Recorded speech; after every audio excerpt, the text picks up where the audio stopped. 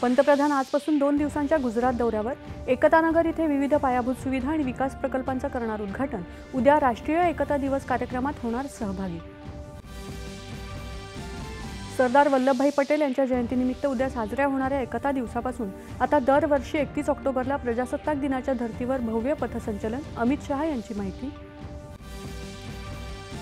भारताच्या समृद्ध वारशातून प्रेरणा घेऊन विकसित भारताचं स्वप्न साकार करण्यासाठी सागरी सामर्थ्याचं महत्त्व केंद्रीय मंत्री मनसुख मांडविया यांनी सागरी सप्ताहात केलं अधोरेखित.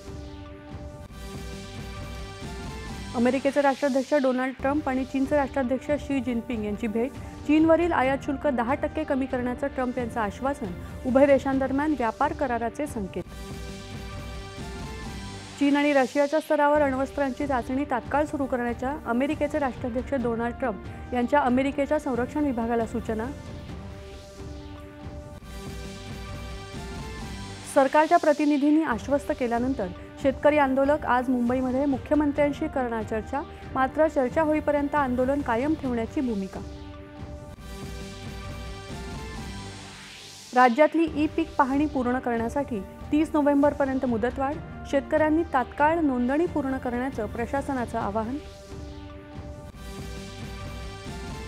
युद्धबंदी कराराचं हमासनं उल्लंघन केल्याचा आरोप करत प्रत्युत्तरादाखल इस्रायलनं केलेल्या हल्ल्यात 104 पॅलेस्टिनींचा मृत्यू झाल्याची हमासच्या आरोग्य मंत्रालयाची माहिती. ब्राझीलमध्ये रिओ दी जेनेरिओ इथे पोलिसांनी अंमली पदार्थ तस्करांविरोधात केलेल्या कारवाईत आतापर्यंत 121 जण ठार. संयुक्त राष्ट्रांकडून चिंता व्यक्त. ICC महिला विश्वचषक क्रिकेट स्पर्धेत इंग्लंडवर मात करत दक्षिण आफ्रिकेची अंतिम फेरीत धडक. भारत आणि ऑस्ट्रेलिया यांच्यात उपांत्य फेरीतला दुसरा सामना आज. आणि मोंठा चक्रीवादळाचा फटका बसून राज्यात अनेक भागात पाऊस.